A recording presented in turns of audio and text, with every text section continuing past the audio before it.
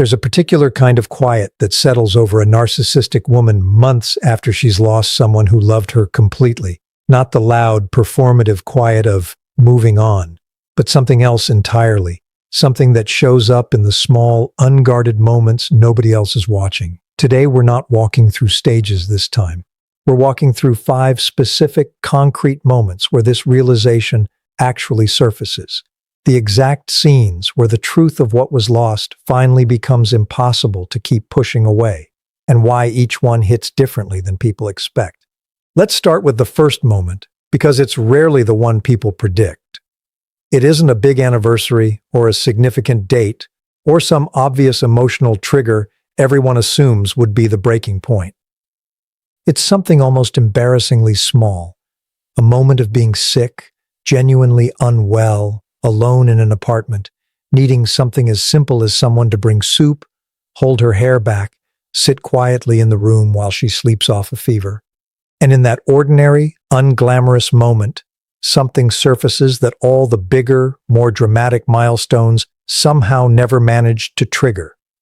The specific memory of someone who used to do exactly this, without ever once making her feel like a burden for needing it. Not a new partner failing to show up the same way. Sometimes there isn't even a new partner yet to compare against. Just the stark, physical fact of being sick and alone, and the sudden, unwelcome clarity that the last time this happened, it felt completely different. Because someone was there who wanted to be there. Not because it was owed, but because they simply loved her enough to show up for something this unglamorous. This moment matters because it strips away every narrative she might have constructed about the relationship being limiting, boring, or somehow beneath what she deserved. Illness has no room for performance, for either person. It's simply need, met or unmet, and the memory of it being met so completely, without complaint, without keeping score, becomes almost impossible to reframe as anything other than what it actually was. The second moment, watching someone else's relationship, often a friend's or a sibling's, and noticing, almost involuntarily, the exact texture of care being extended in front of her that she used to receive and no longer does. Not comparison in the abstract, a specific instance. A friend's partner remembering, unprompted, some small detail the friend mentioned once in passing weeks earlier. A sibling's spouse handling a stressful moment with patience instead of irritation. These moments used to pass by unremarked background noise in other people's lives. Now they land differently, producing a small, sharp flinch of recognition. That specific quality of attention, the unprompted remembering, the patience during stress, used to be aimed at her constantly. And she genuinely didn't register how rare it was until she started noticing its absence everywhere else she looked for it. The third moment, and one of the more disorienting ones, encountering completely by accident some small object or piece of evidence from the relationship that was never actually about the big, dramatic parts of it. Not a ring, not a significant gift, but something almost absurdly mundane. A specific brand of tea that got left behind and never repurchased. A playlist still saved somewhere, built entirely around songs she mentioned liking once, in passing, that then quietly became part of every road trip afterward. A handwriting sample on an old grocery list, still tucked in a drawer, itemizing things bought specifically because she'd once said she missed them from childhood. These objects carry an entire relationship's worth of attentiveness compressed into something almost too small to notice, and encountering them unexpectedly tends to produce a wave of feeling entirely disproportionate to the object itself precisely because the object was never really about the object. It was evidence of exactly how closely she was being watched, listened to, and remembered by someone who never made a performance out of any of it. The fourth moment. A genuine attempt later to explain the relationship to someone new, a friend, a therapist, a new partner curious about her past, and discovering, in the act of trying to explain it, that the story she's been telling herself doesn't actually hold together the way she expected it to. She starts to say the familiar version, "It was too much, too intense. They wanted too much from me." and finds herself, mid-sentence, unable to actually produce a single concrete example that supports it, while example after example of the opposite keeps surfacing unbidden. The times patience was extended through genuinely difficult behavior on her part. The times forgiveness was offered without any performance of resentment attached to it. The times her worst moments were met with steadiness rather than punishment. Trying to narrate the old story out loud to someone new and hearing it collapse in real time under the weight of her own memory is often one of the most destabilizing moments in this entire process, because it happens involuntarily, in front of another person, without any private space to first process the discomfort before having to perform composure. The fifth moment, and the one that tends to land hardest, receiving secondhand some piece of news about how genuinely well that person is doing now, not through any deliberate monitoring, but simply through the ordinary channels of a shared social world, a mutual friend mentioning it in passing, a piece of information arriving without her ever having sought it out, and discovering that the news doesn't produce the reaction she expects. She doesn't feel vindicated, doesn't feel relieved that they're fine, doesn't feel the neutral, non-reaction she'd have predicted for someone she supposedly stopped caring about a long time ago. She feels something closer to a strange, hollow ache, not wanting them to be unhappy exactly, but registering clearly for the first time that their life continuing to flourish without her isn't actually neutral information at all. It's evidence that whatever made that person capable of loving so fully was never actually dependent on her. It was simply who they were, all along, offered to her freely for as long as she had access to it, and now being offered, presumably to someone else, or simply lived out fully on their own, with or without anyone there to receive it at all. I want to pause here and say something important, because these 5 moments, taken together, tell a different kind of story than a tidy, linear arc of stages. They're not sequential. They don't necessarily build towards some clean, satisfying conclusion. They arrive unpredictably, sometimes years apart, sometimes clustered close together, and the woman experiencing them doesn't always connect them to each other, doesn't always recognize that they're all pointing at the same underlying truth. Some people go through all 5 of these moments and still never fully arrive at conscious acknowledgement of what they mean. Others have a single one of these moments hit hard enough to produce genuine, lasting insight all on its own. What determines the difference isn't intelligence or even remorse in the abstract sense. It's whether these moments get allowed to actually register, or whether they get reflexively explained away the instant they surface, reframed as nostalgia, as loneliness, as simply missing the familiarity of any past relationship regardless of its specific qualities, rather than being recognized for what they actually are: accurate, specific evidence about exactly what was lost and exactly what it's going to take, if it's even possible, to find anything comparable again. I want to say something honest about why this entire topic resonates so strongly with people who've been on the other side of it, who loved fully, who gave generously, who eventually lost someone unable to receive or reciprocate that depth at the time. There's a very human, very understandable desire to know that it registered somewhere, that the love wasn't simply absorbed and forgotten, that some trace of it left a permanent mark, even if that mark only becomes visible long after there's any chance of it changing anything. And based on the 5 moments we've just walked through, the honest answer is yes, in the vast majority of cases, some version of this registering does eventually happen. The specific quality of being loved well is not something the mind easily erases, even when it wasn't fully appreciated in real time. It tends to surface eventually, in exactly these kinds of small, unglamorous, unguarded moments. The soup, the playlist, the collapsing story, the secondhand news, long after the person who provided it has moved on to a life that no longer requires her acknowledgement in order to feel complete. And that's really the note I want to leave this half of the conversation on, because it's the piece that matters most. This registering, whenever and however it eventually happens, was never actually going to be witnessed by the person who did the loving. It happens in private, often years later, often long after that person has built something entirely new for themselves. which means the value of understanding this entire pattern was never really about waiting to see it confirmed.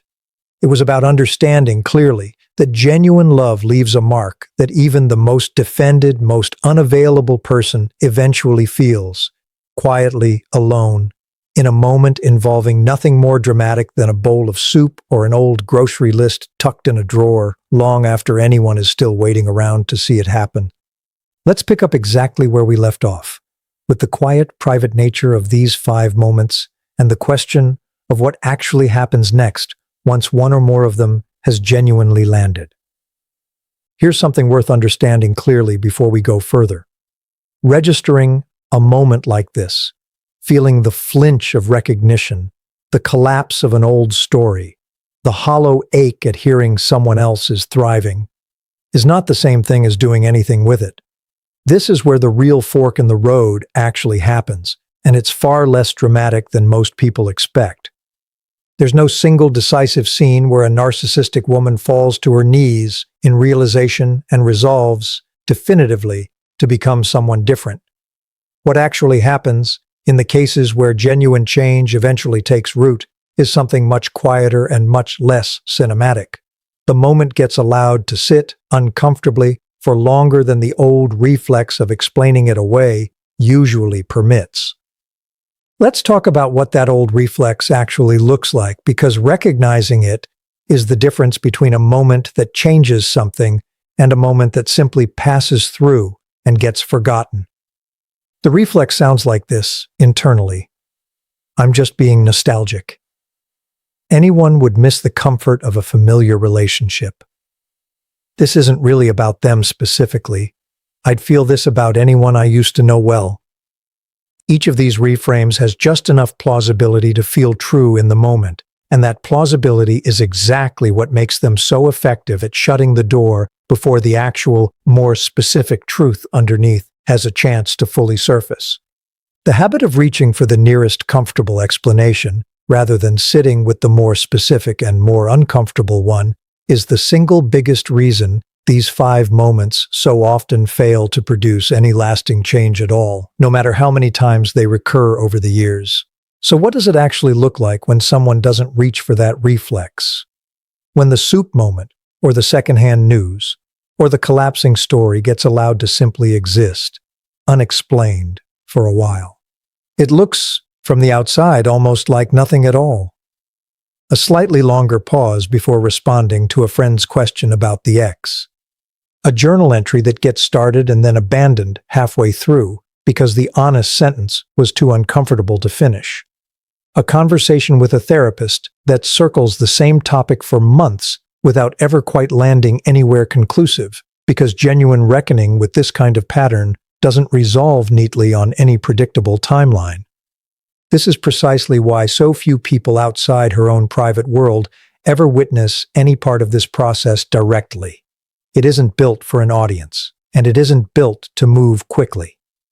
I want to talk about something that complicates this entire picture, because it's honest and important.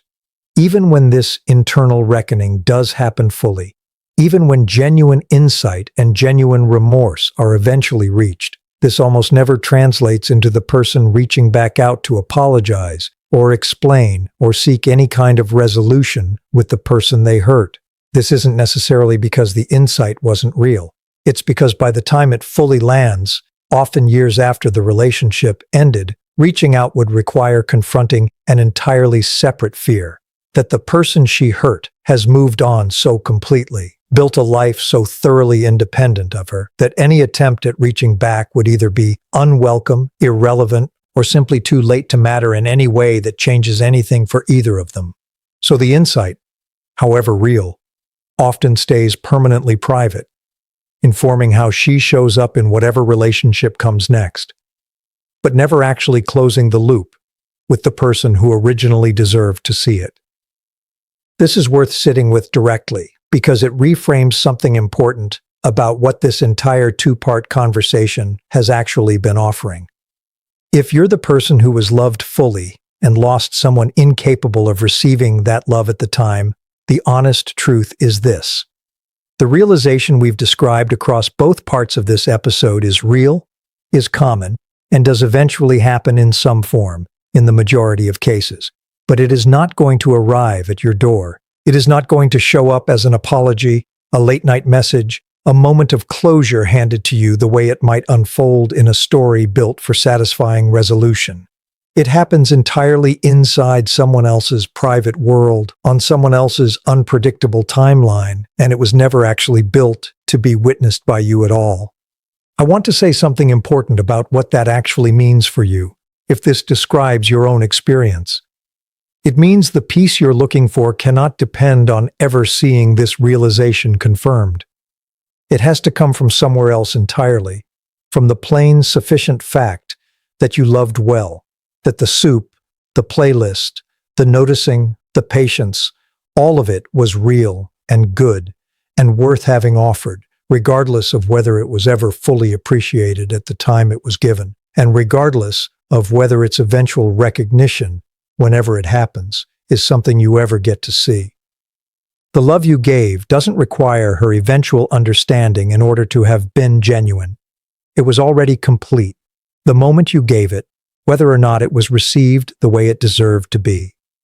I want to leave you with an image, because I think it captures everything we've walked through across both halves of this episode, differently than any explanation could. Picture a lantern, carried carefully through a long stretch of dark woods by someone determined to light the way, not just for themselves, but for whoever happened to be walking beside them.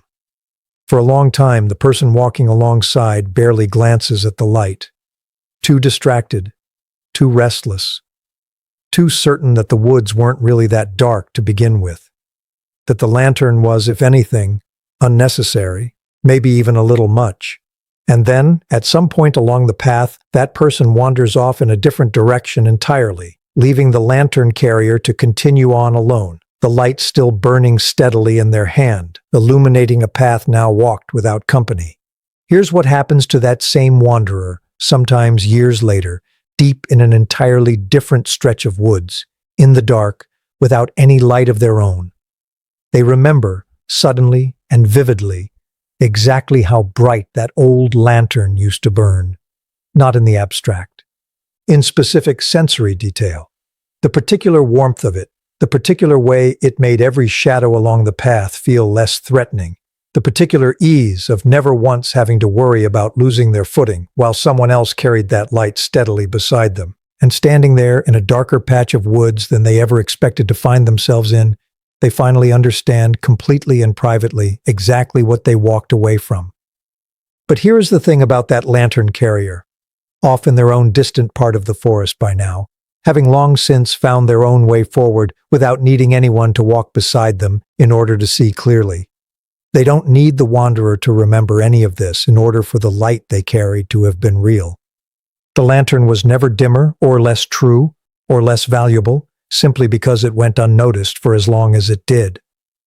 It illuminated exactly what it was always capable of illuminating, for as long as someone was there to walk beside it, and it continues now, illuminating an entirely new path, for an entirely new stretch of woods, entirely independent of whether the person who once walked away from it ever finds their way back to tell them so. The wanderer's eventual recognition, whenever it arrives, belongs entirely to the wanderer now, a private reckoning with their own darkness, happening on their own timeline, in their own separate woods. The light was never waiting to be missed in order to have been worth carrying all along.